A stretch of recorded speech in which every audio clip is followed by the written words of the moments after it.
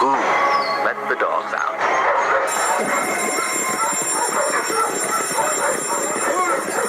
Who let the dogs out?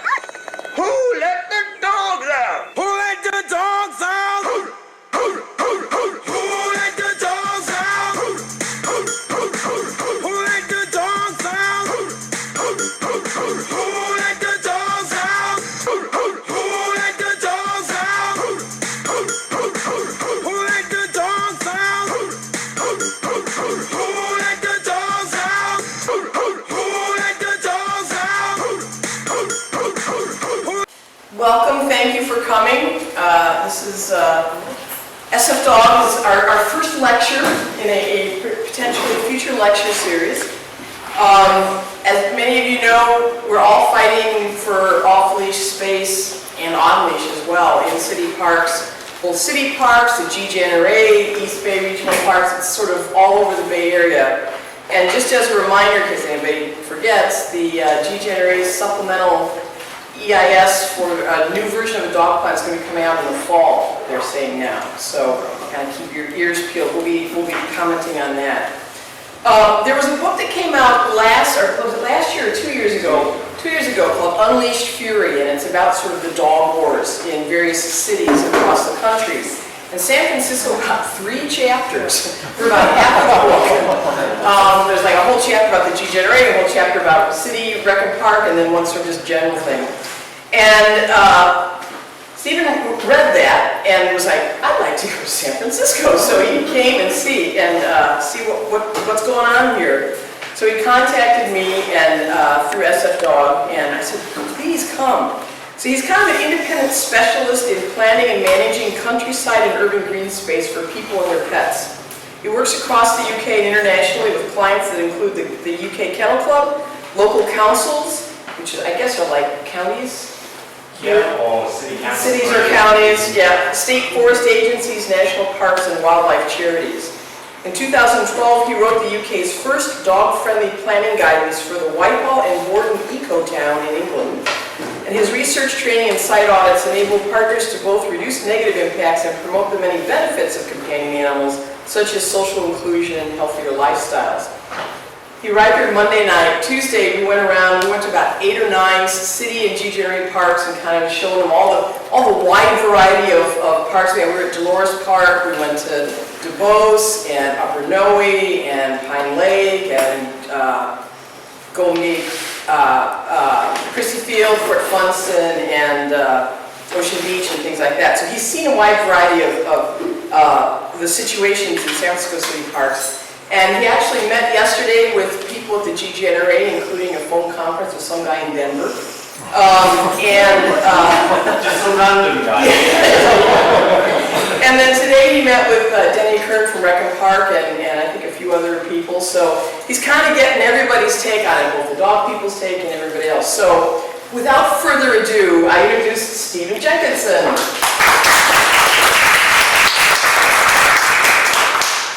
Thank you very much for that introduction, and thank you for turning out this evening. Whoops. I'm supposed to go back. Yeah, I'm not precious about my work. You know, we've got an hour or so to chat and time to take questions.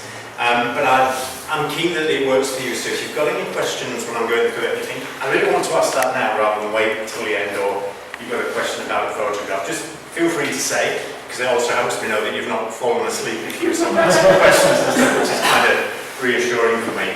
But I know that this has been videotaped as well, and also I can send the slides in electronic format to Sally as well, so don't worry if you miss things. And sometimes if my English doesn't translate that well to American, just say. So I'm really trying all week to say leash rather than lead, and orient rather than orientation, and that sort of thing, but you know, forgive me. But I'll be hanging about at the end, and as I've said actually with the meetings that I've had with GGNRA and city parks and stuff, you know, feel free whether it's next week or next month or next year. If there's things you want to ask, just ask. Because whilst I've found it really interesting to come, you know, I'd certainly like a little bit of a legacy to come from my visit as well. So hopefully in the talk I'm going to give you some hope about how things have changed and improved in the UK. Also some examples where actually it could be a lot worse, so hopefully at least you say, well, at least we don't live in Sydney, Australia or something. Because I actually did one of these tours 2 years ago, and I went to Sydney and then New Zealand. And on this trip I've been to Calgary last week because they seem to be very proactive in terms of how they manage their green space. That might be a bit better. But also, as Sally said, San Francisco has got sort of lots of pressures. And then I'm speaking in Chicago next week to the American Veterinary Association about planning work and also trying to get vets a bit more involved in terms of being advocates as well, because to be honest, whilst I think green space and stuff is good for animal welfare and people, if it starts getting harder on people to say actually it's too much hassle to have a dog, or I can't walk my dog as much or whatever, that's not good for business. So even if there's higher moral values, even if we can appeal to some of the vets and say, look, you're potentially going to lose money over these things if your clients aren't having more dogs. So it's a bit of a, not a world tour, but a North America tour, but it's really lovely to meet some grassroots people as well, and Sally's been really. So we'll go on and see how we go ahead. So do feel free to ask questions, and yeah, I've got some suggestions at the end as well. I mean, if I'm working with councils, I'll spend 3 or 4 days and even a week looking at all sorts of things. So I can't come here and say, hey, I've got the magic solution, because stuff's been going on and you're all wise enough to come up with those. There are some pointers at the end of things that you might want to have a think about, and stuff that I've been saying more generally to city parks as well, because they were saying, well, what do you think? I asked them lots of questions, and then they'd say, what do you think? So we'll take it from there. So, how did I get into this? Because my background, I've been in access management for 25 years now, so that's like working in local authorities and national parks, managing access for walkers, but horse riders and mountain bikers, and all sorts of things. So when I told people I was going to concentrate on the dog issue, a lot of them said, you're just mad, there's really something wrong, because that's just grief. When I used to work in the public sector, the things that you always got most calls about, well, in the UK anyway, public toilets, car parking and dogs. We've got all these big issues like, climate change and all sorts, but no, sort out the toilets and the dogs and the car parking or at least that's what they think. But where this came from was that really my first career was in the National Health Service, so all around sort of the health plan and stuff, but my passion was always, I love animals and I love the countryside, but there wasn't the kind of job that did that. So I moved into the countryside sector first, doing access and wildlife management. But about 10 years ago, I did at the University of Southampton in England a postgrad diploma in the psychology of people and their pets. So that was in the School of Psychology. And why do we have pets? I mean, to some people who don't get dogs, it's like, just why would you? Why would you do that? Or a cat, or even a horse, it's just crazy. But that's like somebody saying to me, well, why don't you have this fancy car? So when I go and hire a car, they'll say, oh, sir, do you want this one or this flash one? It's like, no, I just want a car. I really don't get big cars, but some people get it, some people don't.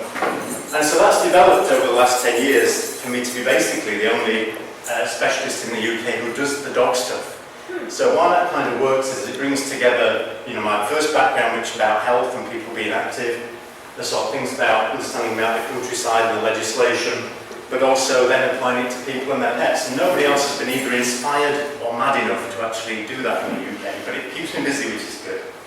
And now I work for a whole range of people, which is really quite nice for me, because whilst I work for the UK Kennel Club about 1 day a week, and I'll tell you a little bit more about that later, but I work for people like Natural England, so that's like, in England that's like the state major conservation and access service, so that's central government. The Crown Estate, so they manage big areas of land like the foreshore, but also things like the grounds of Windsor Castle, which is huge and that sort of stuff. I write for each month in Your Dog magazine, which is the biggest selling dog magazine in the UK. Scottish Natural Heritage, so in Scotland, that's the wildlife service. But also wildlife charities. I do some work with pedigrees, it's what we call Master Foods, or Mars as it was, in this country. And also the RSPB, which is the biggest conservation charity, and I've managed, because all I'm about is not being, I'm passionate about dogs, but it's about good management of green space for dogs is in everybody's benefit. If we've got places where people can exercise their dogs and meet that need, it benefits people without dogs, it benefits wildlife, and it can make things nicer for the city officials as well. So that's what I'm all about, is trying to keep everybody happy. And that seems to keep me really busy, which is nice. And this all started off, this is me trying to think what changed, but This is on the outskirts of the city of Bradford, which is like a northern sort of middle town. And I always used to go out to see my granddad's racing greyhound, which is a bit of a, sort of stereotypical thing of being a northern lad, that you'd have a flat cap and whippets and greyhounds. It's kind of a UK thing. And whilst there's issues about racing greyhounds now, which probably you're all well aware of, in those times it was just, I loved being out with the dog and seeing the puppies and stuff. And I live in Orkney, which is now in the north of Scotland. So this is the UK, and Orkney is this group of islands right up here. So this is about on the same latitude as like Churchill and that sort of thing. If it was Canada, we would have polar bears and stuff, but we don't. The Gulf Stream keeps us a bit more settled.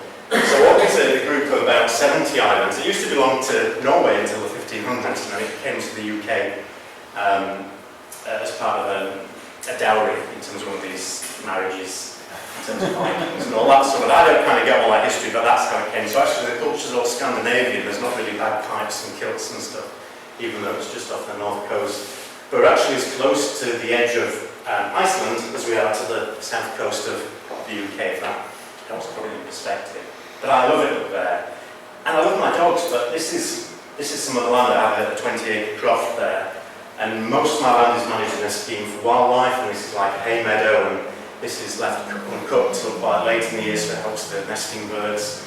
You just get beautiful orchids, and I'm passionate about. I love wildlife. I'm really proud to walk through that. And just at the cliffs beyond our farm, there's places where the seals pop, and I can walk with just my dog. On the top here, you can see these are Atlantic seals, Atlantic grey seals popping in autumn. So I love wildlife, but also this is just my dog. You got to show. But I love dogs too, and it was funny because when I started in this career, talking about dogs if you were a ranger or something like that was kind of a dirty word. And it was just like, can we not have both? And in fact, after I do some of my training, you get some of the rangers and council staff afterwards when I've talked about doing positive stuff. Now I've turned the coin and phrasing almost like coming out with a kennel, because actually it wasn't okay to come out to your friends if you were a wildlife person that you like dogs as well. And I thought that's just such a shame, because there's lots of similarities.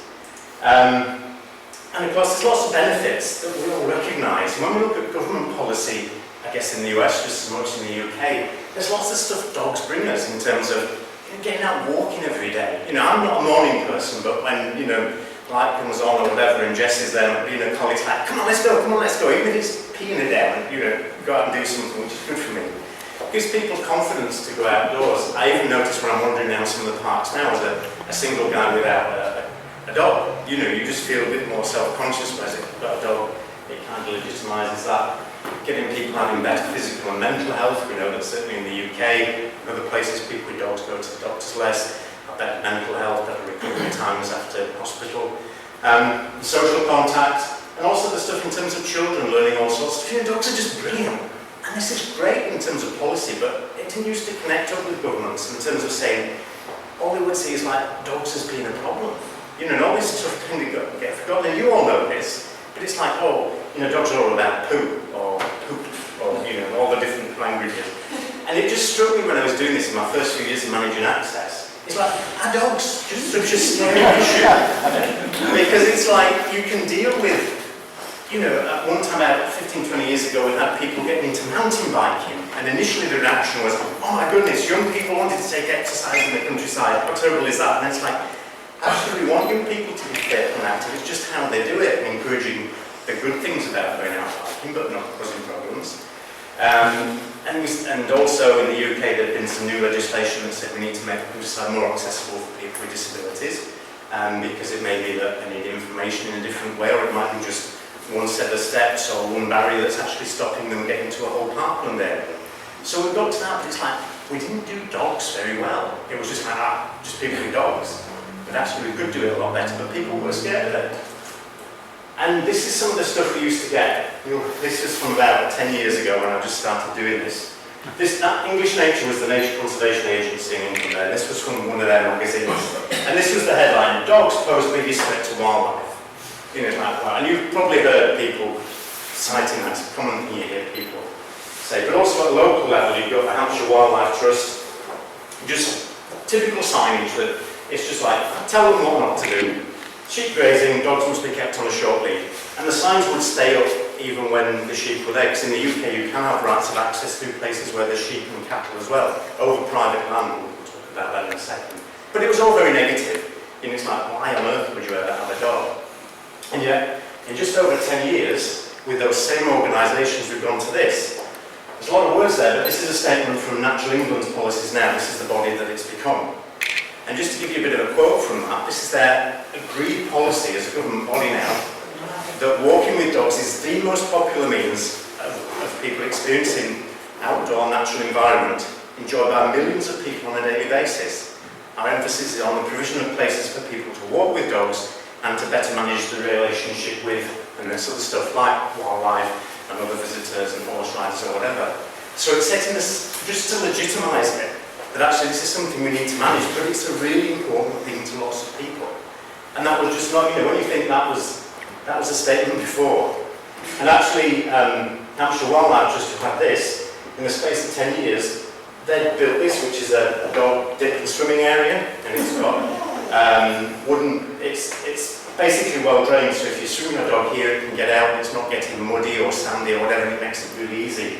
And I'll tell you why they did that. But that was a huge turnaround. They're still trying to manage for wildlife, but doing it in a very different way. So that's a bit of hope, because I look back now and think, well, actually, that changed. And I have to say, without sounding too modest, but a lot of this has been my involvement in one way or another, not doing it all, but just giving people some hope that we could do this in a better way. So that for the last 10, 12 years, the UK Kennel Club has funded me about 1 day a week, and that's gave a lot of impetus to this work. And then different bodies like the Fish and Wildlife Service equivalent or the State Forestry Service have said, yeah, we like the idea of that, we'll employ Steve directly to do some of this better stuff. So I don't know how this particularly compares with the American Kennel Club, but traditionally the Kennel Club have been seen more as dealing with breed and genetics and that sort of thing. And they didn't really do accessy stuff. But I approached them 10 years ago and I thought we could do this better, and just said, what are you doing about dog walking and green space and stuff? And bless them, and they said, well, what are you doing? What do you know? And they hadn't really treated that there was somebody who was passionate about dogs, but knew all this stuff about how he worked in government. If you like, in some ways, a gamekeeper turned poacher, if you like that analogy. And they, to be honest, potentially they could fund me full time, but they fund this work more than any other dog organisation in the UK, because they've just seen that it benefits. So whilst they do all sorts of stuff about working with vets and the Young Kennel Club, and they're involved with things about the welfare of dogs in the First and Second World Wars and that sort of stuff, but they're involved with that. They also run 1,000 affiliated training clubs throughout the UK in terms of this Good Citizen scheme, so that's basic kind of life skills. And so we make lots of links between all that. And if you want to know more about the Kennel Club, there's the internet address there. So what's it like in terms of dog ownership in the UK? Well, around 7 million dogs in the UK, roughly. We don't have specifically accurate figures because at the moment there's no dog licence scheme in the UK, and there isn't compulsory microchipping. That is going to come in England, so it's not licensed, but in England in a year or two you're going to have all puppies microchipped. The idea of that is getting a bit more knowledge about where puppies, and particularly some of the outlaw breeds in the UK, having pit bull and pit bull types, they're prohibited. Although you get to court and you get the police and other people saying, well, how much of a pit bull is this? And it's a ridiculous bit of legislation that was made in a hurry. And there's a real push now from pretty much everybody to say we should be dealing with breed, not deed, not breed, because you can have problems with all sorts of animals. But anyway, so we don't have especially good figures, but we do know from other studies that there's a dog in about 20 to 32% of homes. Dogs most frequently in the UK are in family homes. So it tends to be that if there's children in the home, they tend to be more likely to have a dog. In England and Wales, because the access laws are different between England, Northern Ireland and Scotland, there's about 140,000 miles of trails in England and Wales. So there's linear routes, and they can be going over private land or public land in sort of hilly areas or on the coast, and they're very well protected by legislation. So if a farmer blocks them, he can be prosecuted. It's a felony basically. So it's very, very strong. In Scotland, there's a general right of access to pretty much all land. Legislation was passed in 2003 that said actually, if you can take access to any land in Scotland, as long as you do it responsibly and don't cause problems. And that's not just for walking, that's if you're a horse rider or a mountain biker. It also applies to inland water as well, so if you're a kayaker. It doesn't apply if it's in an area where it would invade somebody's privacy, so it doesn't include people's gardens and stuff, and it doesn't include access to buildings. But that applies to everything from green space in and around Edinburgh to the North Highlands and the areas where I live, which is probably the most liberal access legislation anywhere in the world. So we know that dogs in the UK generally take on about 40 to 60% of all visits, so it's huge, and that was why it was so amazing when people did engage with that before. And the off-leash position, the default position in the UK is off-leash. So if people want people to have dogs on lead, they have to specifically designate the on-lead areas, whereas you've got the situation here which is the other way around. And some people will look at that and say, wow, isn't it just like Armageddon? It's not all the wildlife killed and everybody being savaged and stuff. No. And it's a different culture, but it just it makes the point. And so you have, I show these pictures to people like in Australia or even Canada, and it's like, oh yeah, this is somebody walking their dog through a field of sheep. And I say, well, how's that happened? But when there's these ancient, basically in the UK, if a route was a route that was walked 100, 200 years ago, before the land was enclosed with fences or dry stone walls, dikes or whatever, that continues to this day. So what happens is, in more recent times, well, the last 100, 150 years ago, when farming changed and enclosed the land, these rights of way stayed even though the land's used for farming. So the right of way still takes precedence. So whilst if it's a field of sheep, you have to have your dog on a lead and not have the sheep worried and stuff, the farmer can't just say, no, people walking through here with dogs because there's livestock, because the access right takes priority. And some people, I was in New Zealand, when I was driving around there, you'd have places where it was just like farmland, no entry to anybody, even if there wasn't the livestock there, it was just like, it's private property, keep out. Now that tends to be the attitude in the US as well. But things are different all the way around the world. This is an example I wanted to show you, one of the beaches near Sydney in Australia. And in and around Sydney, you think of all these, I don't know if you have these things like Home and Away and Neighbours, I don't know if you get those kind of soaps, but yeah, the Brits like that kind of soap. But if you go to Sydney, and I see like Bondi Beach and all these things, but actually if you're a dog owner in Sydney, for like 15 miles either side of the city, you just can't take dogs at all on any of them at any time. So I went out and asked, like I did here, spoke to different councils, and I said, why is this? And some would say, well, on this bit we've got the fairy penguins nesting, which is fine because these penguins come up the beach and they burrow down and put their eggs in and stuff, and you see that.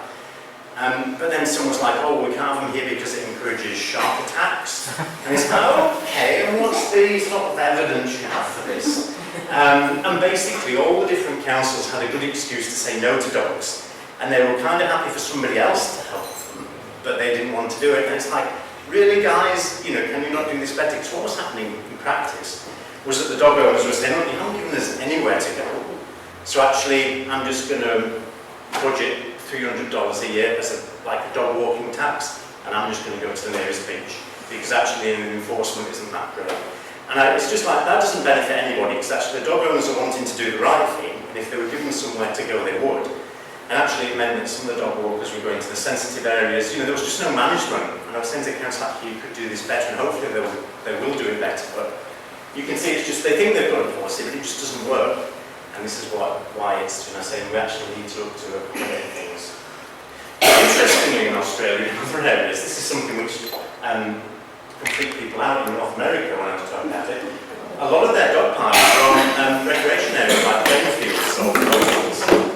And basically in a lot, and these are specifically off-leash places, and there's the notices that saying actually, their view is, well, if people aren't using it for football or cricket and stuff, as long as you pick up, why should we use it? Because we've got lots of pressure on green space. And because I was telling them this in Calgary, and they were saying, well, that must be unofficial. I'd say, no, there's the notices here, dogs are permitted on the oval when not in use by sporting groups. And of course, during the week and in the evenings, it generally isn't used, mostly used Saturdays and Sundays. So it's interesting that different take, because people here just say, no, I couldn't just have dogs on the diamonds or whatever you call them.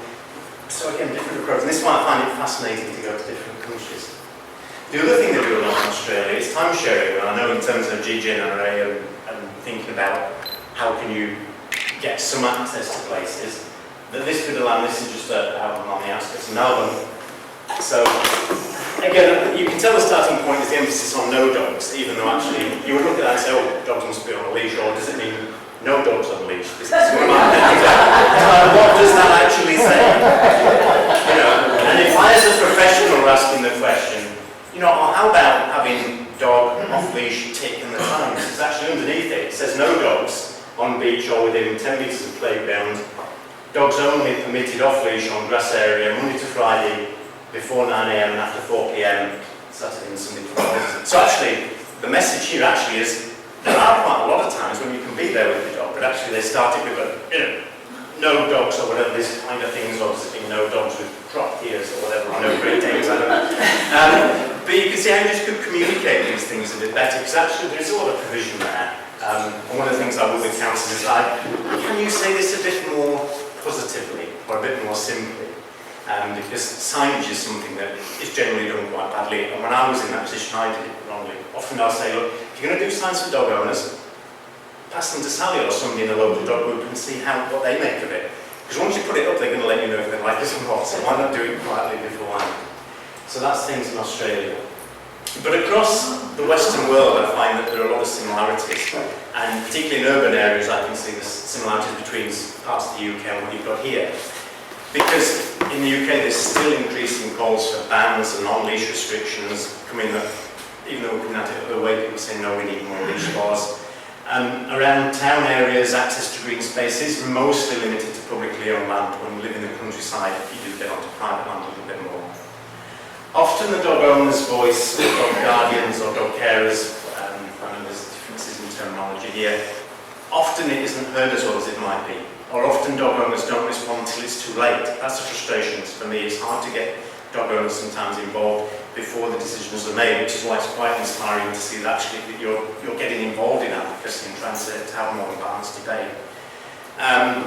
You often get people talking about, dog bites and children and stuff, and yet we know from the statistics in the UK that in over 90% of the times, a dog that bites a child or somebody is a dog that's known to them, and it happens in the family at home. It's not in the general public. But when you get these high-profile cases, and they're tragic, particularly it's a serious injury or a death, but if we're just building public policy on the basis of little anecdotes, then that's not really a good use of money, in my view.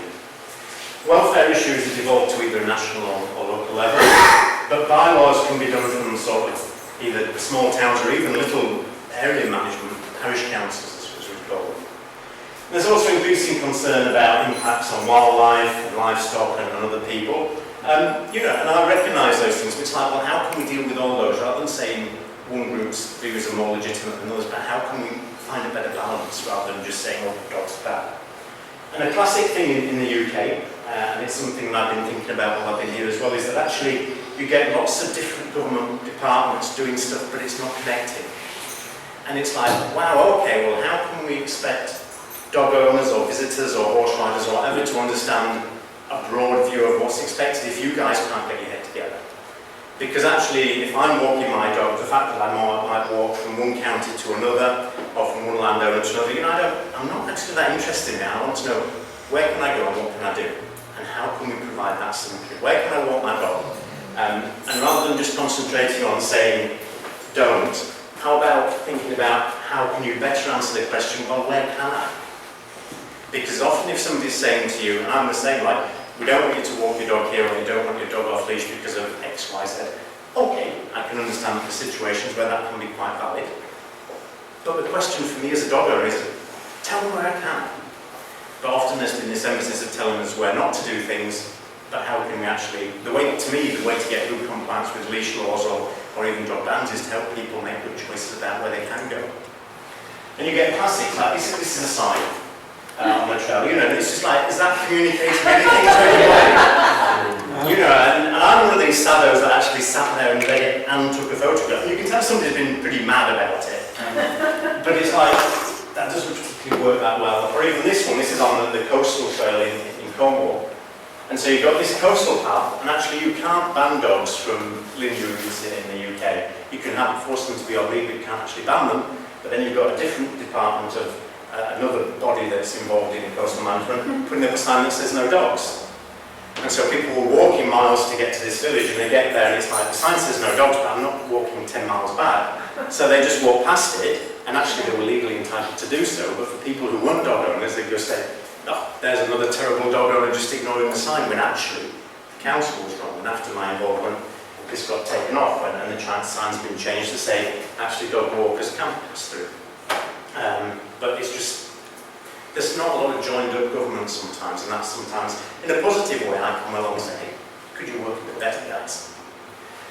The wildlife thing as well comes up a lot in the UK increasingly. You know, back in 2004 there was a headline, Dog's Biggest Threat to Wildlife.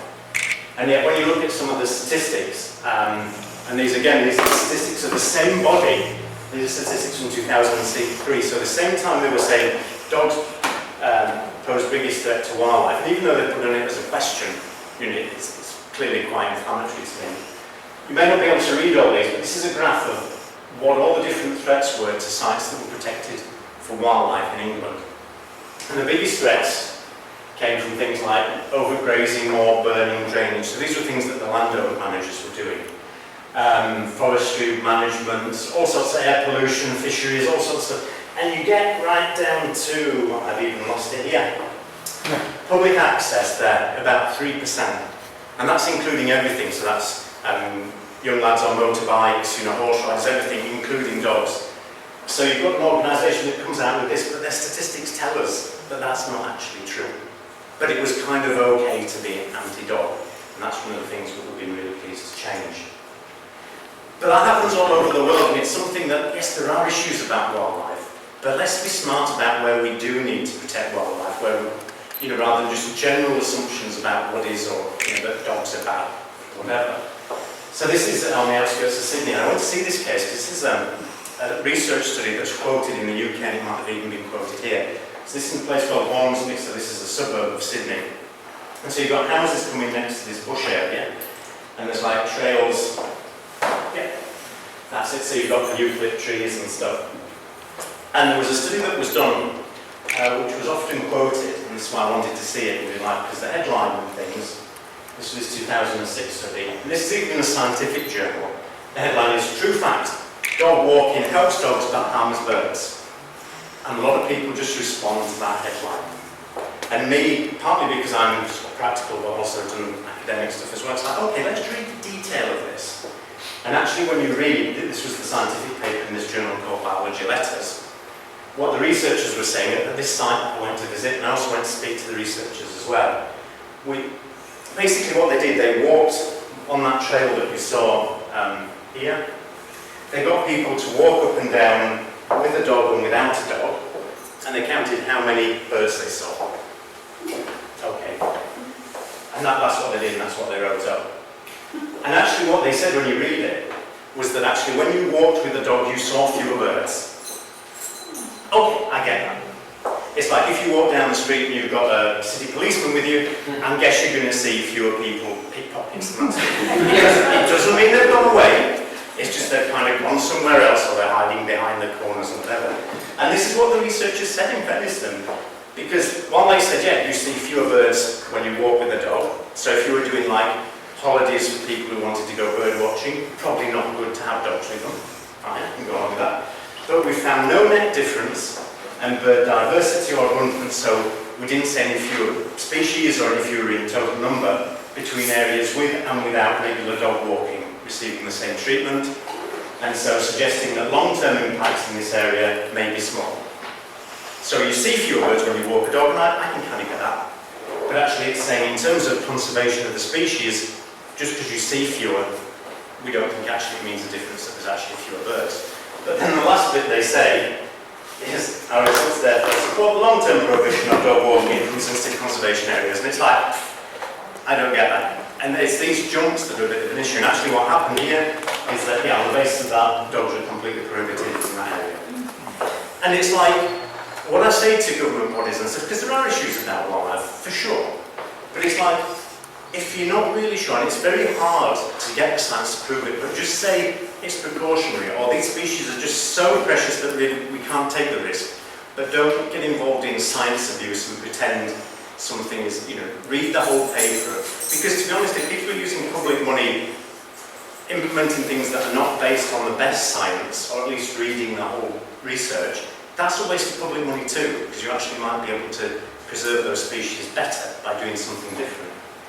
And in fact, a study from the UK, this report was done in 2005, and this was a government-funded project to look at all the research about dogs and wildlife and everything, to try and deal with the issue, and to actually get a better understanding of what's going on.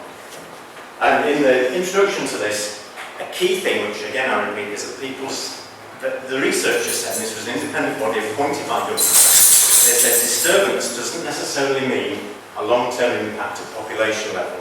So yes, a bird might fly away or something, but it doesn't actually mean that it's gone. It might just have gone somewhere different. It's a bit like the burglars as well. You can walk down the street with a policeman, but it doesn't mean they've gone away. Sometimes it might do, but they're saying it's important to recognise that disturbance doesn't actually mean that the species is being threatened. They may just be somewhere else. And actually, we also know that some species habituate to people walking with dogs. Some do, some don't.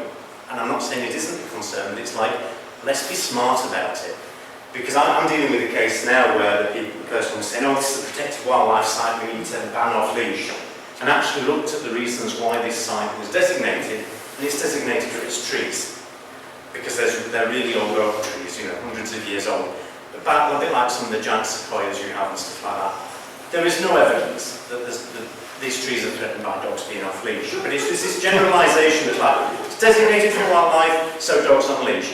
Some places that's totally justifiable, but don't insult my intelligence by pretending that something's doing. Because it's actually by saying we're protecting it here because of the trees, is actually an insult to those places where there is really rare wildlife. Because it's let's be smarter. And in fact, this report, this is another bit from it. It's give a bit of balance. It's saying, in conclusion, whilst researchers rarely tried or been able to distinguish the specific effects of dogs on wildlife, because actually there's so many other variables, it's very hard to specifically say, is this just due to the dogs or not? Because population numbers of birds and other animals go up and down for all sorts of reasons. It's very hard to do, all fairness to GGNRA and other people, to actually get them to conclusively prove that it's absolutely dogs. It's a real tall order to either prove or disprove.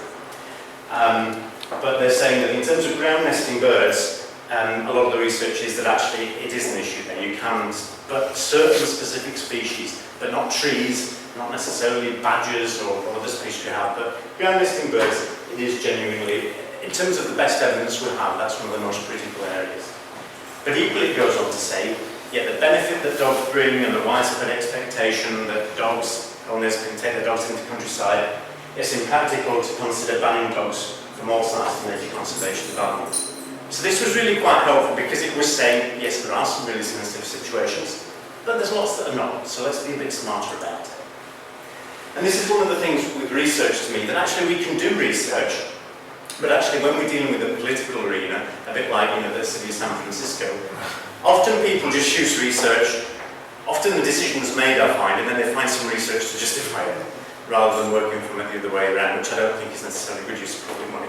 If the data isn't there, I say to them, just say it isn't there, but actually you need to be precautionary, because at least that's more honest.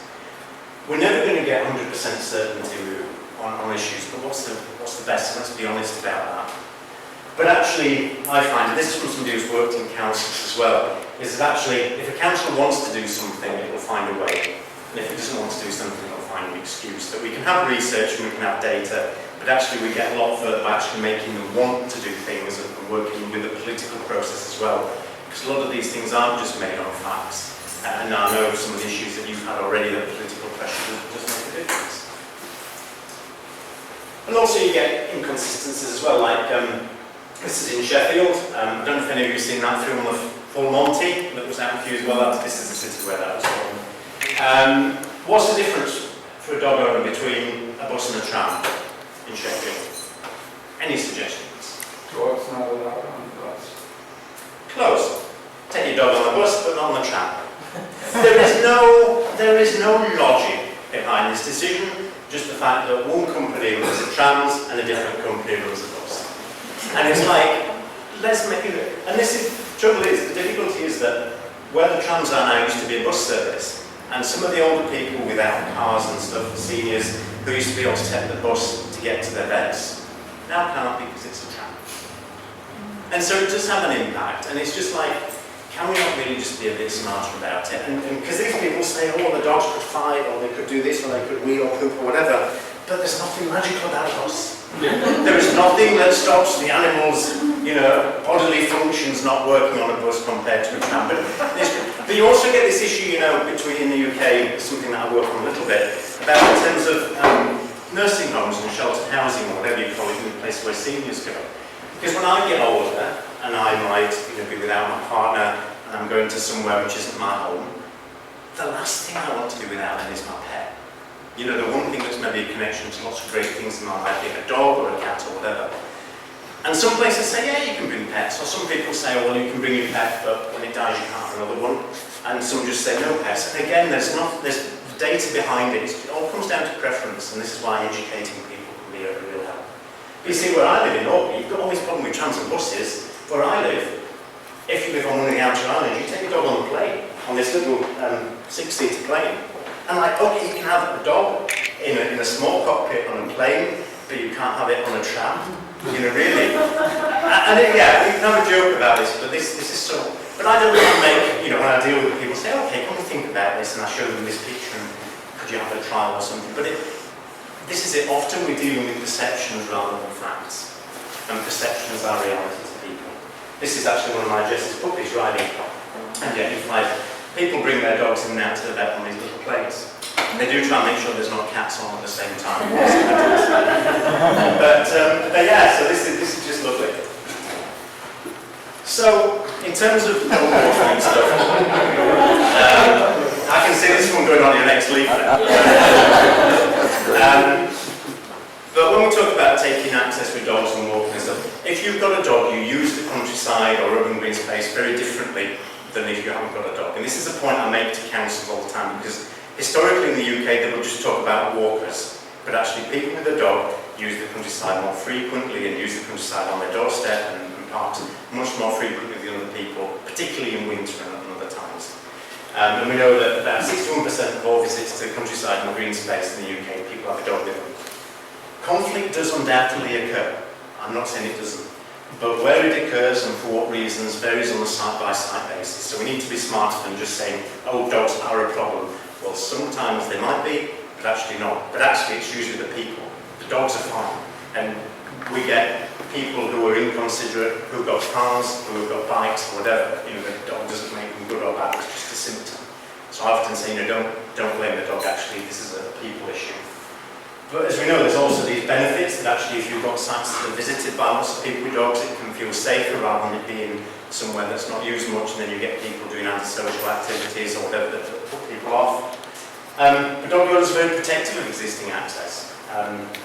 And the point I make is that if in the UK it was a significant problem everywhere, we'd have no wildlife, we'd have no livestock or whatever, but in some places it can be a problem, and let's just be honest about that.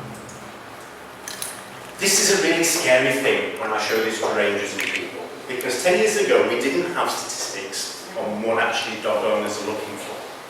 And often I would speak to a ranger or something and say, oh, we're saying that dog owners can still come. We're just asking them to keep their dog on a leash. And they'll say, I told the dog to walk that, and they went crazy.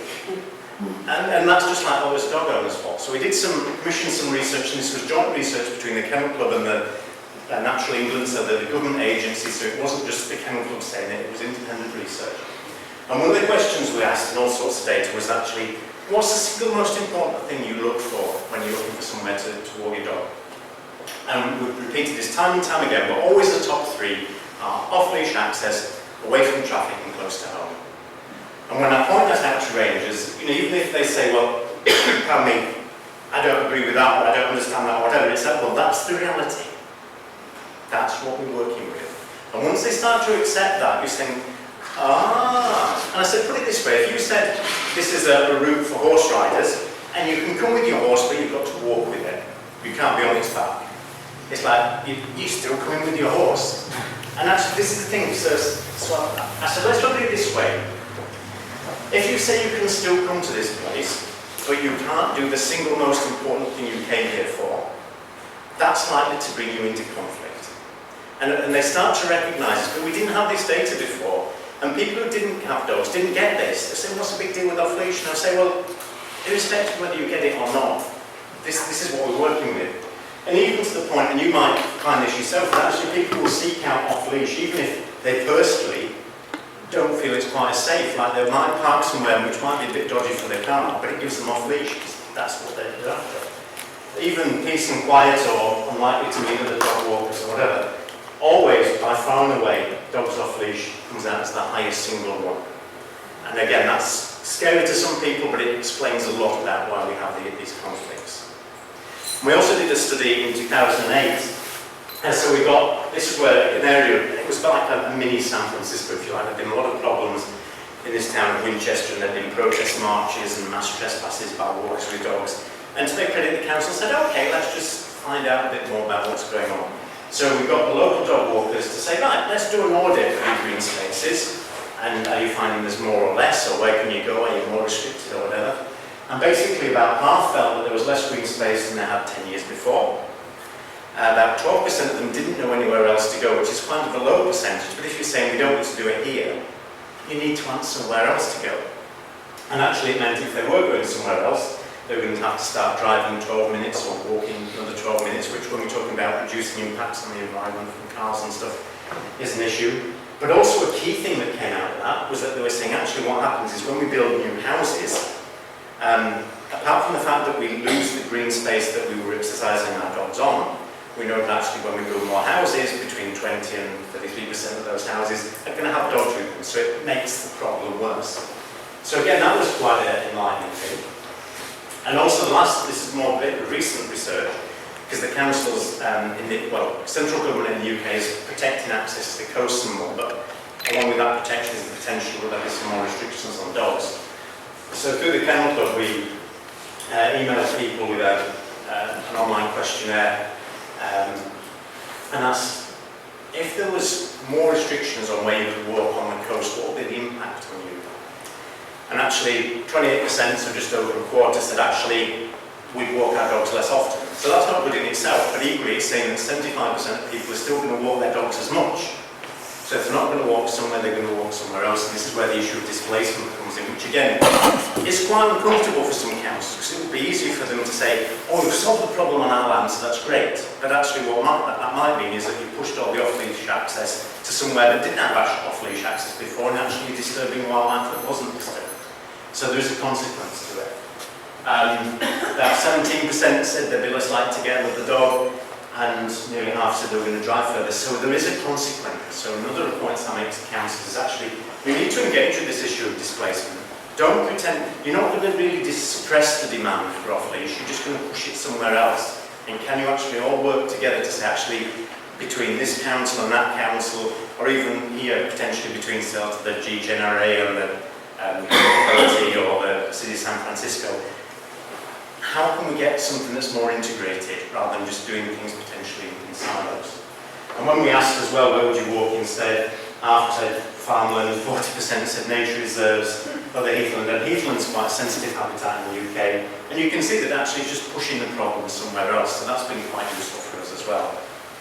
Because in reality what happens is that if we're saying, if you're going to restrict, and these are the slides that I use with council staff and rangers and stuff. It's like, okay, if you're looking to restrict where dog owners go and what they do, they can respond in one of 4 ways. They can keep coming to the site if their needs are met, so that might be actually you restrict some bits, but there's still plenty of places for off-leash or whatever. So that's one option. So that'd be kind of like zoning, or either by area or by time. Or it could be that they go somewhere else. Actually, you've provided a better facility somewhere else and they're happy to do that.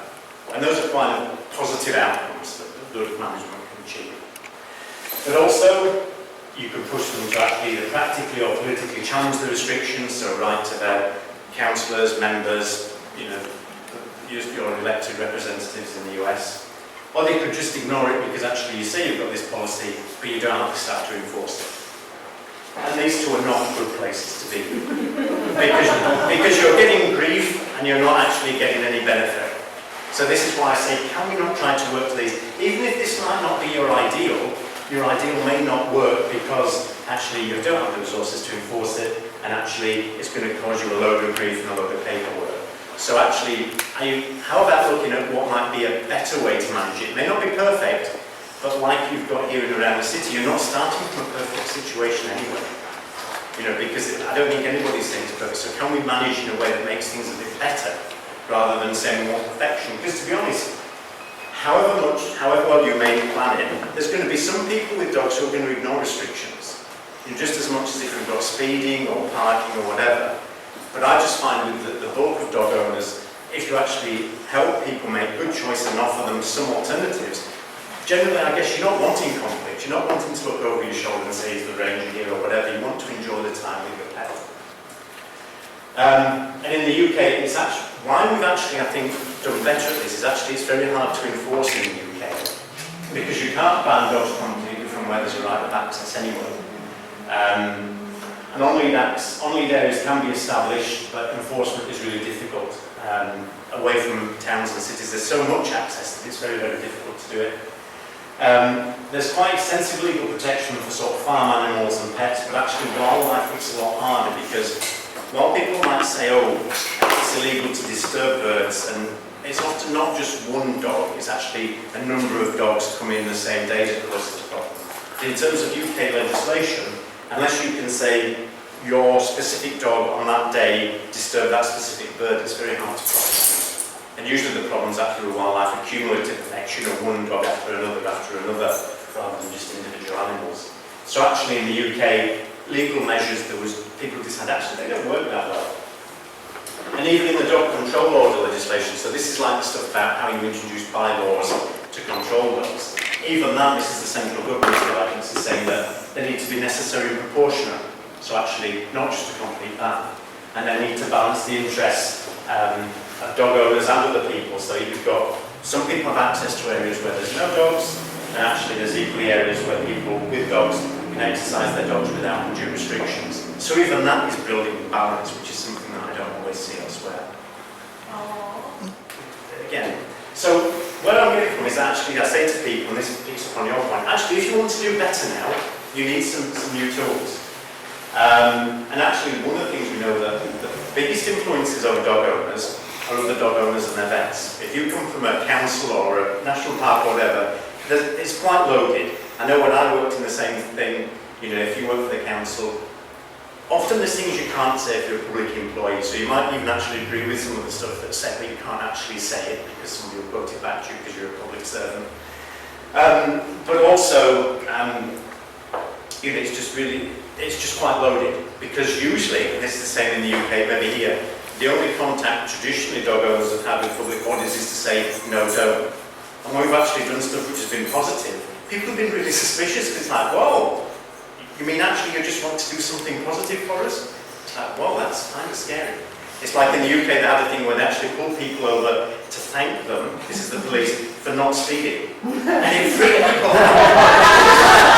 Wow, that just doesn't work in my view about it. So where I'm coming from is to actually talk to councils and my manager say, actually, what we're about, we want to make it easy to get people to do the right thing. Don't concentrate on telling them just what not to do. And this was the case, I said at the start, this wildlife charity that owned land. And what the problem was here is people were taking their dogs in sections of the stream and it was eroding the bank, and if you get the fine particles coming, it makes it hard for the fish to breed because it silts at the base. And their traditional approach was, we'll just fence it all off. And what happened? The dog owners, and I'm not saying that they should cause damage, but dog owners were jumping their dogs over or putting holes in it. So it's actually, people really like to swim their dogs in it. So actually, why don't we find the least sensitive bit and make it easy for them to swim their dogs there? Because actually, if you provide somewhere to swim their dogs, they're not going to go up and down all the bits. So this is where the trail comes across the stream, and then they built this. And it's great because your dog can get in and out. Before they used to get muddy or slippery or whatever, their dogs can get in and out, they're nice and clean. And that solved it. And it's this different mindset that rather than saying, we don't want you to do it, it's actually, they are doing it. And even if you put in more and more fences, they're still going to do it. And you may not like that, but the pragmatic approach is actually saying, help them do it somewhere where it causes least problem. And that's been a huge change in mindset in that organisation.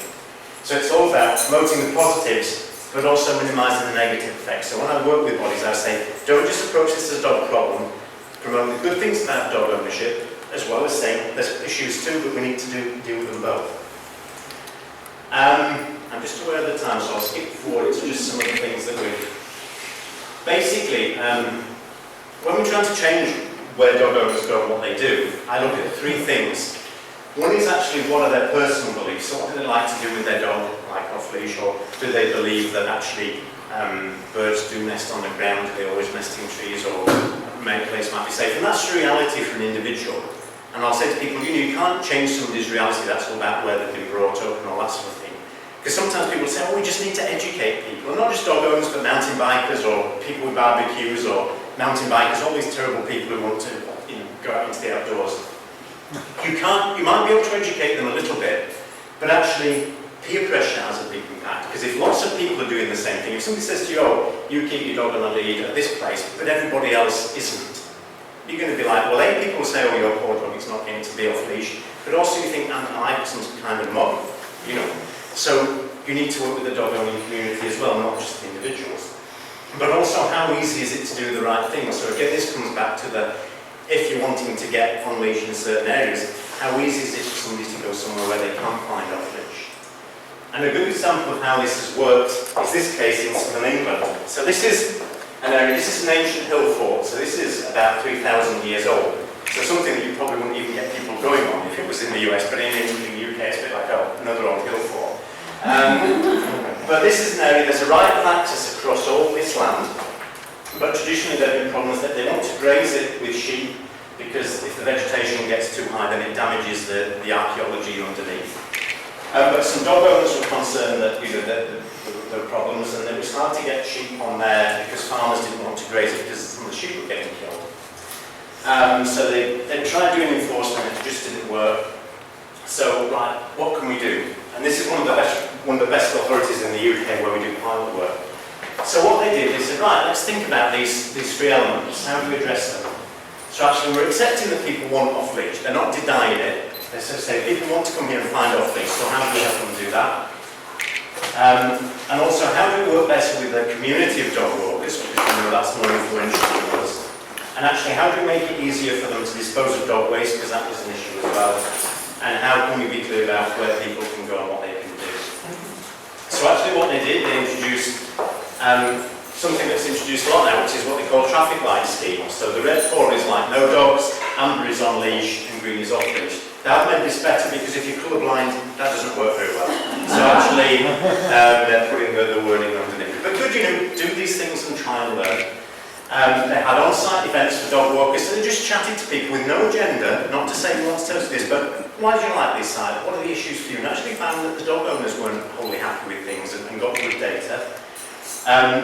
They wanted to exclude people from the top area, which was really most sensitive for archaeology.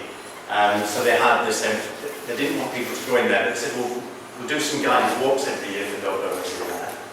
Traffic light system, they put in one bin and moved one dog poop bin to another location because it was in the car park. And actually, if it's in the car park, you don't actually, when your dog's poop, want to walk straight back to the car park. So make it easy for people to do the right thing. And now they just talk to people, which I know sounds quite radical for some people, but actually promise people does work. And what happened through doing all this, and I mean, I could have spent a day, but in essence, there was an 82% reduction in poop left on site, and you can see this is before and after. Wherever there was a dog poop, they put in a flag before, and this is after. So they did what we call fixed point photography to see the benefits. Dog owners were clear about where they could go, because where there were sheep, what they did, they had certain areas where the sheep were, and when you go into the car park, you knew immediately where the sheep were, so like, okay, I'm on off leash, I'll go this way today rather than the other, and they changed the green and the yellow paws. There'd been no dog attacks on the livestock since, because people got to the car park and it's like, I want to actually avoid where the sheep are. They gave them the information to allow them to do that, and they did it. And actually, people weren't going up into the hill fort bit, and there's no bylaw that prevents people from doing it. But actually, the dog owners just don't go there because you've provided them somewhere good to go instead. And that's just been brilliant, and it's worked really well for them. This is a scheme in another part of Scotland, and this is called the Green Dog Walkers Scheme, and this is where they work with a community organisation because there was problems with a lot of poop being left in this park and enforcement wasn't working. So this community group, they did all sorts of things. They helped clean up rivers and dealt with general litter. And they got this scheme whereby the dogs would come on a certain day to like a little tent and they would take this pledge and the owner would sign it and the dog would put their paw on a little pad and so. And if you don't get dogs, people think that's just crazy, who would do that? Well, I'm a dog owner and I'd do that because we love our dogs. So they both kind of sign it together and the dog gets a little either flash or it gets a bandana and they just made it really cool to say, I know you have this like eco dog thing, so it's kind of similar to that. And they promise to always pick up and to carry spare bags for people. It's not to cross other people for not, but it's just this peer pressure that actually it's a social norm that you pick up, and that works really well. Again, this is another site where you've got multi-user. This is Forestry Commission, so this is the State Forest Service, and they were getting conflict between people without dogs and horse drivers, and there was some sheep on site as well. And what they did there, again, to help people do the right thing, was they introduced a traffic light system, a new leaflet, which was, again, not like, here's a list of 10 things not to do with your dog because you're bad people, but actually, how can you come and enjoy it and do stuff, add information about the local vets if your dog's injured and all this sort of thing. And they were being very clear about where the horses were, and actually talking to the horse riders as well to make sure that was clear. They worked with a dog trainer to run dog training sessions on site.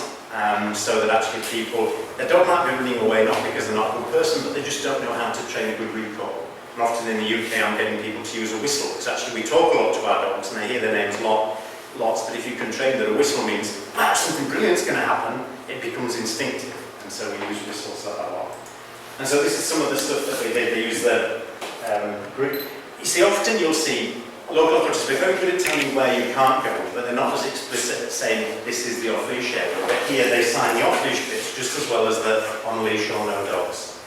They provided this fenced-in area, which isn't a dog park, but it's just an area where if your dog doesn't have a good recall, or you've got a puppy and you want him to take those first steps where you try off-leash, this is a nice, safe place to do it.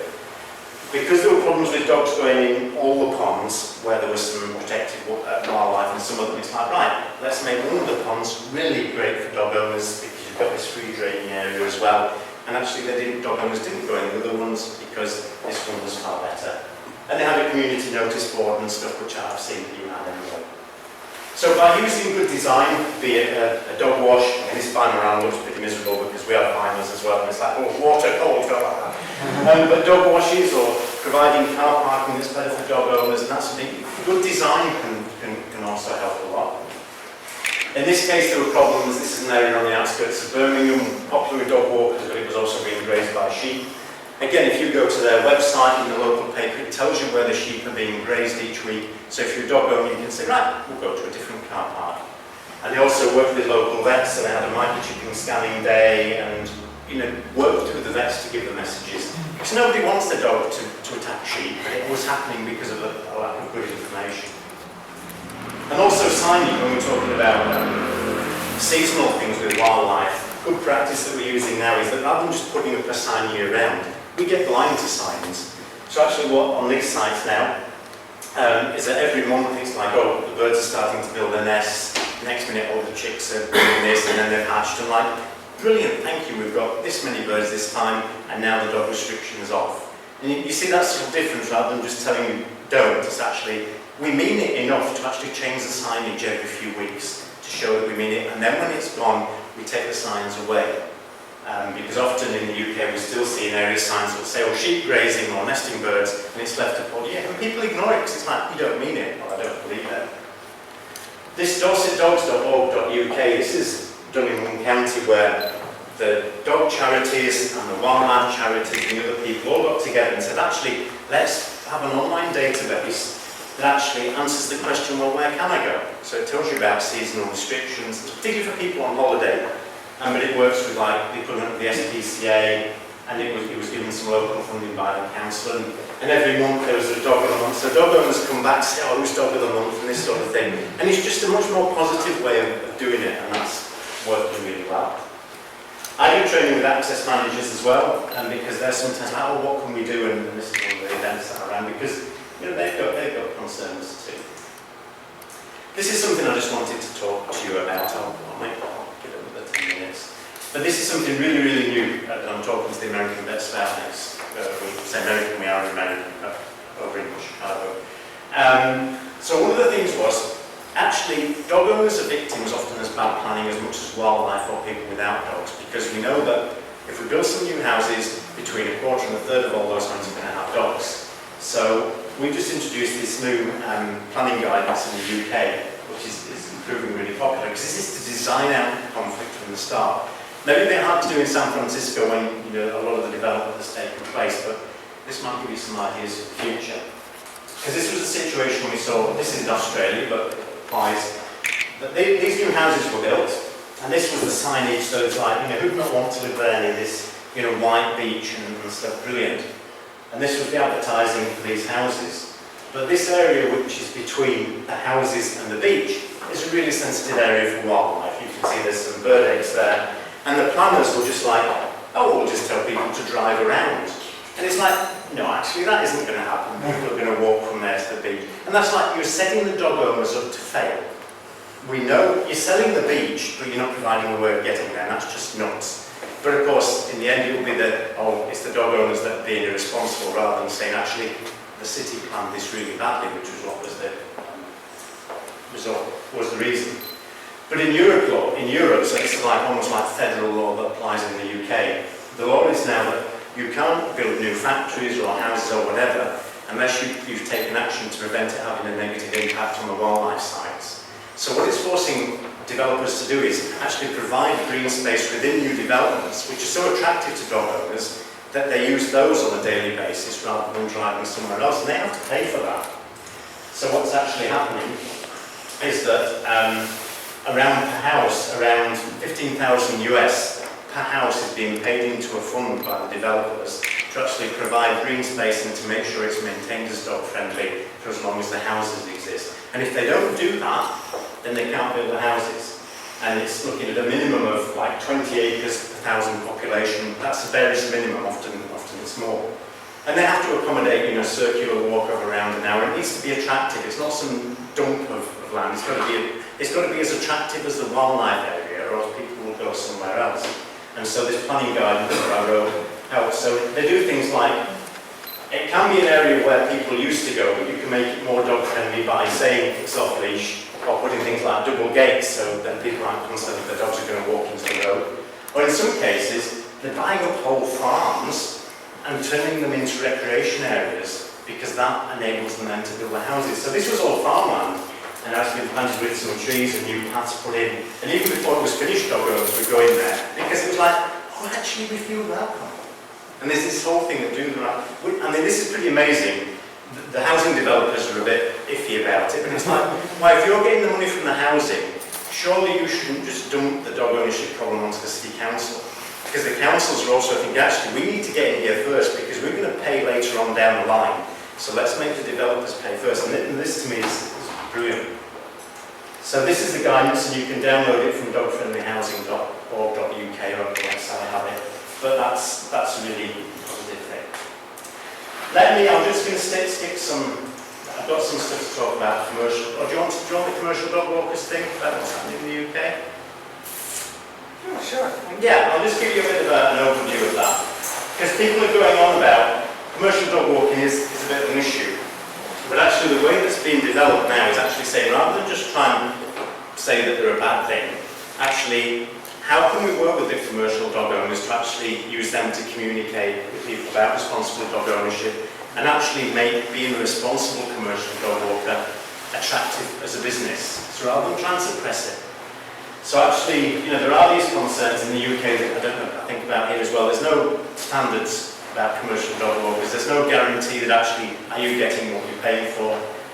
There's been concerns about harsh handling from some commercial dog walkers. Sometimes owners are naive, they kind of believe these are a nice person, but not everybody is. Some people in the UK, commercial dog walkers, are just in it for the money. They have no affinity with the dogs. They just chuck them all in a van, open them out. It's not good for the dogs, and it's fraudulent for the dog owners. But yes, there's lots of positives too, that actually commercial dog walking allows people to have pets and more. It prevents dogs being shut in the house all day.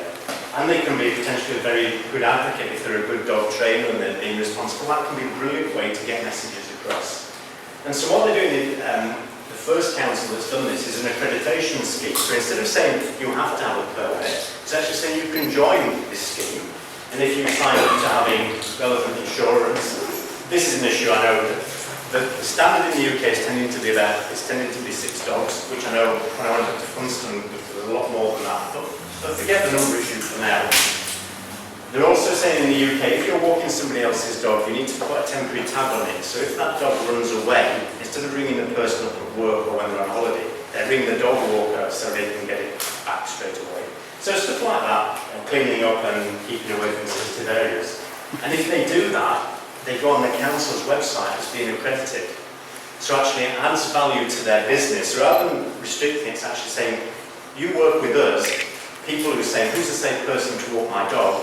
Here's a list of them. And this is on the council's website. This is quite novel, because often councils will say, oh, we can't endorse people, but this council have found a way to do it. And actually, occasionally, if a commercial dog walker has broken the rules, they do kick them off the list, because if they didn't, it would be an insult to the people. But when they've been booted off the list, these commercial dog walkers are saying, please put me back in, bring me back in, because it's affecting my business. And I see that as a much more positive way to promote the really responsible commercial dog walkers, but to marginalise the cowboys who don't transport dogs safely or are just being fraudulent. I'll skip past this. But basically some thoughts for you. One of the things that's been behind the success in the UK is that I've got the dog community to work better with the wildlife people and other folk, because actually good management of off-leash, provision of that is actually beneficial for wildlife too. It's better than what we've got at the moment, which is a bit of a free-for-all. And actually, in the UK, the Kennel Club and the RSPB have lobbied, in the essence, federal government, to actually change legislation. And when you go to the politicians and say, actually, the bird people and the dog people are saying what you're proposing is wrong, that's really, really powerful. Because often they'll say, oh, the dog people won't like it, so we can't do anything. And that actually helps us get some changes to the law which will be much better for dogs. And so some suggestions for you at the end of all this. And you can tell, I can do a whole day on this and I'll chat with you after if you want. But what are some of the things that I've come away from being with in San Francisco for the last 4 days? You're doing brilliantly. I haven't seen anywhere people providing a voice and being in there early as much as I've seen with SFDOG and other people. Because often dog owners respond when it's too late. And whilst there's been, I know it's not been an easy ride, but you're doing some good stuff already. But one of the things I always encourage people to do is that can you actually forge alliances with new people? Actually, what about people promoting health? Because dog walking keeps people active, and we know in the UK we've got issues about both human and canine obesity increasing, and we know that taking exercise is good. Can we get some more support from that kind of angle? Whilst dealing with individuals, the high-level strategic kind of people, whether it's the high-level political representatives or senior managers, whatever, that's just as important. Often the local staff are very limited in what they can do. Their hands can be tied. And often, again, the local staff, whilst sometimes it's easy to demonise people, actually they've got a hard job to do, and they'd actually kind of like to get on well with everybody, but they've a difficult job, and sometimes they can't speak. I know from being there myself, you think, actually there's another side to this, or actually we want to say the bird people are really pressurising us or whatever. So actually trying not to make it personal, but actually trying to do with things at a higher level helps.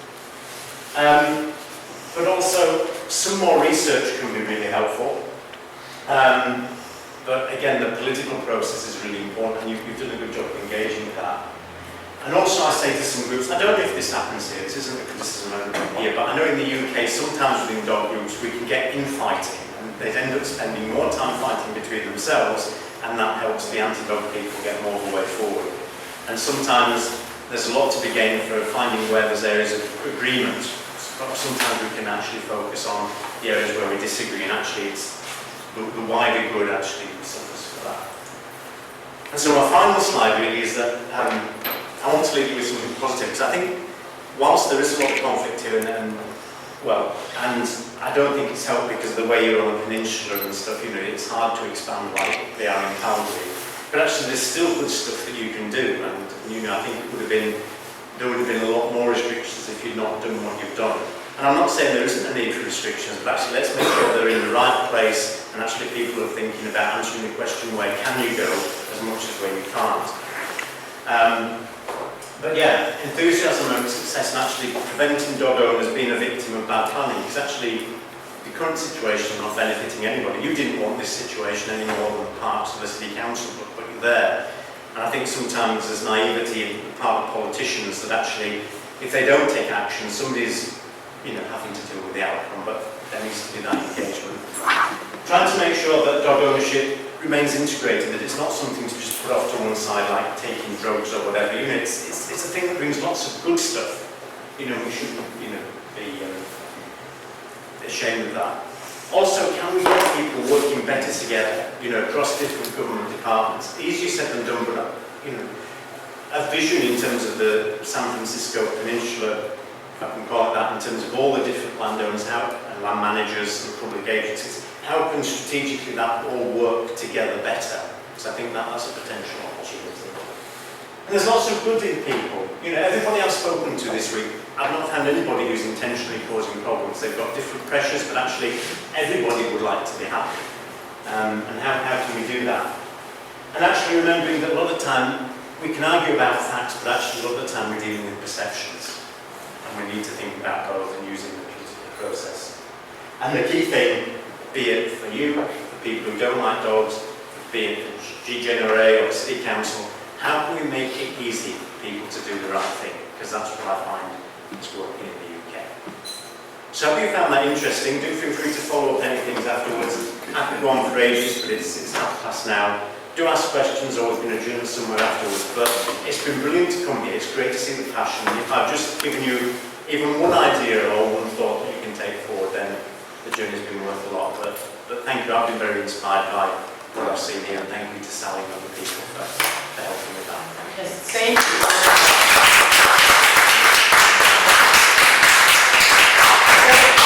Time for a couple questions, or you want to just walk up and talk to them? Yeah, there we go. Yeah, I was just curious, you sort of hinted at this in your talk about the role you might play in maybe education in England, but I was just wondering what you attributed sort of the change over like the last 10 or 15 years, where you showed sort of whether anecdotally or statistically, sort of this change in attitude towards access, and now almost the emphasis. It seems like the emphasis today is giving access as opposed to all by restriction. So you've helped. I have to say that people have woken up to the fact that dogs have lots of good things as well as potential problems. And for some of them it has. I think they've made the connection that actually it's a big group of visitors, and actually when council staff are trying to now justify why we should keep the green space, the fact that they've got 50 to 60% of dog owners coming every day or twice a day is really important to justify their existence. So they actually want you on their side now.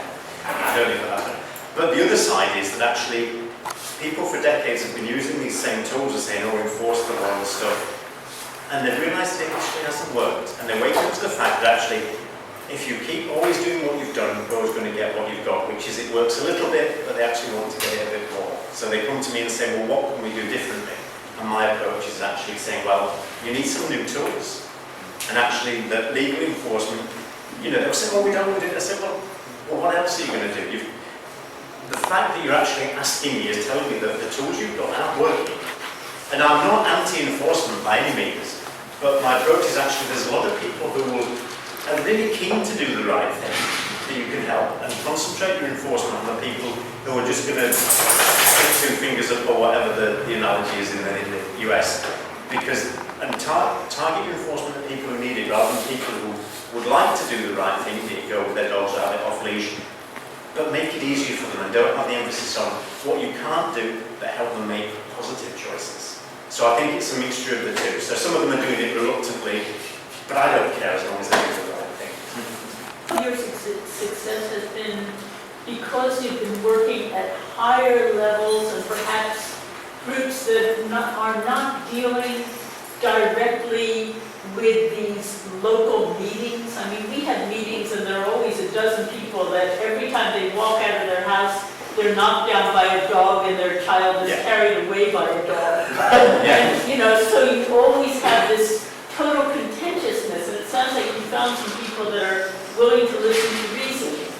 I mean, when you get down to the local level, it does get quite contentious, but what's helped, you're absolutely right, is that we've worked at a national level to say actually everybody has the, you know, my dog was taken away by a hawk, and everybody has the, you know, my child was, you know, knocked over by a dog or whatever. And I hate treading in dog poop too. But actually, if we look at society, you know, this is one of the bizarre things, like in the UK, every day somebody is killed by a car.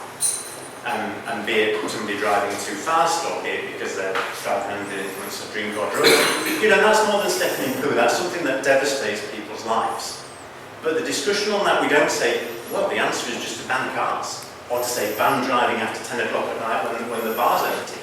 Because we say, actually, that's just some people, and we need to target, you know, enforcement of the bad people, but recognising that cars bring lots of good too. Or if we want people to be different about the cars, instead of just saying cars are bad, we actually say we make public transit easier. Or if we want people to park in a different area, we make it cheaper to park there and make it more difficult somewhere else. We don't just close the car parks and think all the cars will go away, because we know they won't. But with dogs, it's kind of like, we don't want to engage with that reality, and that's why I kind of help people to do it. So I think that's been part of it. Okay. How did your meeting go with the GTNRA? Was there any necessity that you bring up stuff like this, or? Yeah, for sure. I mean, I didn't do this talk, but I showed them the planning document, and you know, I'll be really honest, I think they were quite suspicious to start with. I would be, you know, sometimes you get all sorts of emails, don't you? Do you get that one where some, you know, friend's been on holiday and they've been mugged and they want you to send them $50,000 and stuff? But actually, I had a chat before I came over with Sherwin Smith. And I think because I've been doing that job too, I understand where I was coming from. And to be honest, I think if I'm being really honest, they're being dealt a really difficult hand, because the Golden Gate area is not Yosemite, but there's pressures that are being put on them by other people. Say, in theory, the legislation says, you know, there should be no off-leash, but you know, that's just, to me, naive. Particularly when you've got established use, you know, that unless you're going to have unlimited enforcement, you need to recognise things. But I think they're in a really difficult position. But in terms of them being receptive, you know, they spent a whole day with me, and they've not met with me before. And I think it would have been very easy for them to go, oh, we're too busy. You know, like I said, if government wants to find time or money to do something, it will, and if they don't, they'll find an excuse.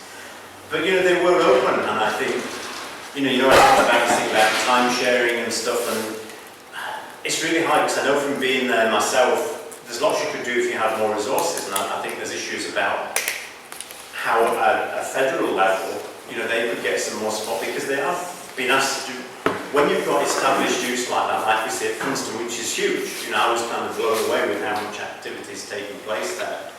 To me, the issue is, in practical terms, not waving the stop it, but where's that going to go? Because you can equally see that the city council is going to say, well, potentially that could be displaced to us, and that's why I'm thinking that a better way forward is to say, let's look at all the green space and how can we manage this better. And you know, I don't have personally a problem in having some places where there aren't dogs, because actually if people say there's nowhere to go in the city because of dogs, then that's not good for dog ownership too. It, you know, it encourages further conflict. But how can we balance that and find out how that works better? But I would say, to answer your direct question, you know, it wasn't just Sherwin, but other people and some of the senior managers. I was out with them from about 9 o'clock until 6 at night. And if they just wanted to patronise me and go, we're fine, we've got all the answers, we don't need any help, we'll just shoot people who don't do it, you know, then they could have done. But actually, it was positive, and you know, the challenges they have are ones that I see all over the world. I think there's real difficulties here because of the topography, that it's very difficult to find places to expand into, because you can only kind of go south. But they'd like some good answers, and I'm sure they'll be looking at some of this stuff too. So yeah, you know, and they didn't pay me to say that. But no, I did that. They could have just said no. It's a bit like City Council today. They could have said, oh, we're too busy. But they didn't. So I think that says something. Good. Not everything, but I think it means that they're open to it, you know. There was another question here. Oh, 3 questions. Okay. You said that the slides would be available. I assume the slides in this presentation. Yeah. And where do we access them? Well, I'll do them as a PDF, so they're easier to read than PowerPoint, and I'll send them to Sally. Second question is your email address is steve@sjacn.co.uk. Is that your website? It's just an email address. I'm so busy, I haven't actually produced a website, because I know people say you need a website, but actually I'm booked up with work, because basically I work on recommendation. The whole council says, oh, get this guy in, and so I don't have a website, but if you email me, I can answer questions or point you to it. And the third question is, I'm not familiar with your use of the word silo. And silo is in this country, it's a grain storage unit, it's a great big circular building. Okay, I'll explain that to you. And thank you for bringing it up, because I'm aware of these terms of phrase. It's basically where you get different government, even within a council or different government department, say, right, so you get one department would be like the animal control department. It's like, we deal with this, so we're working in a silo, we don't look towards outside. So like a classic example in the UK is where we have restrictions, people saying don't take your dogs onto the hilltop areas at this time of year because there's ground nesting birds. And that's what the Ranger Service is saying. But another part of the council are saying, we need to have some off-leash, some on-leash areas in the parks now, so we'll just impose that, but we don't care where they go. So actually, when I dealt with one situation, you speak to the park managers and they would say, oh, well, just don't come here, but go take your dog on the moors. And the rangers were saying, actually, we don't want you here. So it's this rather than working laterally with lots of different departments, the silo mentality is just dealing with what's immediately in front of you and not looking at stuff elsewhere. So a silo mentality would be, and I'm not saying it is or it isn't, but if the GGNRA were just looking at their site without seeing that actually what happens in the city areas That's what they were doing. Those are your words. but no, I mean, and I've said to them, I think there's benefits in you all working together a bit more closely, because while you might say your boundary ends here at the back of Ocean Beach or whatever, the reality is for the people who live here, you look at the green space in terms of green space, not necessarily who manages it. So a silo mentality is just like, I don't care what's happening out there, I'm just going to do my thing. But there's some people, users of green space, you don't see it like that. And so that's the silo mentality. Did you have the opportunity to meet with either people from Rec and Park or any of the supervisors or their aides? And if so, what kind of response did you get from them? I mean, I met this afternoon with people at the City Council. Is Yes. that when you say Rec and Park? Yeah. And again, they made the time to chat with it. Again, I can see the challenges from their side. They were interested in this other stuff, and they openly asked me, what do you think we could do? Because, they don't want the conflict either, and I think they've got the pressures that, people on one hand are saying, we want you to enforce this, but they've got limited resources as well. So I think, and also they're waiting to see what GGNRA does in terms of this. So it's a bit of a Mexican standoff, if you have that phrase or whatever, who goes first. But certainly they asked me, and I said the same thing, that actually, two things I would recommend. One is seeing how can you work, think of it as a long-term thing, and developing with either with the SPCA or other people to actually deliver some of this stuff through the dog-owning community. Stuff like dog training in green space, I think, is really good, because often people, if they have a bad recall, it's not because they're happy about it, it's just that they don't often know how to train it better. But also, how can you make a more integrated approach for the whole peninsula of managing the green space, which comes back to silo mentality. That you've got this situation, for example, I know where you've got one number of, they're talking about is 8, isn't it, for commercial dog walkers in the city, or what's been proposed or whatever. No, it's done, 8. It's done. It's a permit that went into effect July 1st. Right, okay, so it's 8. Whereas, I don't know if it happened, but if you had a different number, say on, Portland or on the GGNRA, then having something that's more, because otherwise you're just going to shift issues either way. You're going to have people with more dogs going to one area and others. So actually, to me, and we see this in England, like in southeast Kent, so the area to the southeast of London, we have a South East Kent green space strategy, and all the different parts of local government work together to say, actually, how do we deliver green space management and wildlife protection in this area, and work across areas and not just say, this is our land, we'll just do what we think and forget it. Because this issue, you know, I was saying about displacement. Displacement is going to happen because I'm pretty sure the majority of you, if people say you can't off-leash, take off-leash here, are going to say, well, I'm going to find somewhere else. So face up to that reality rather than just pretending that actually it's going to go away. Because otherwise I can just see that dog owners are going to get pushed from one area to another, and that doesn't make anybody happy. But I think there's a naivety on the part sometimes of politicians because they don't want to engage with that. It's harder to work across boundaries to say, oh, we've done our bit and that's it. But actually, you know, we wouldn't build roads and say, oh, when it gets out to the county, we're not bothered how it joins up with other roads, because that would be nuts. But actually, in terms of dog policy, it doesn't always work. And the key thing I've taken away, and I've said this to all of them, is actually it would be great if you could integrate this better, because that's how both the dog owners and, for example, if we've got people who say, actually, for cultural or social reasons or whatever, we don't like being around dogs, for whatever. And, you know, some people, some people like dogs, some people don't. But if we're saying we need some places where there aren't dogs, let's try and develop that in terms of looking across that whole suite of green space and not saying, how does that apply in the city and how does that apply in the GGNRA? And because that's the way it works. And it's harder to do that, but in the long term, I think it's a more enduring solution. Because at the moment, it doesn't seem to be as integrated as it might be, to be honest. Yeah, I think actually we will, on that note, we will end this. And thank you so much for coming. And thank you for coming and sharing your thoughts.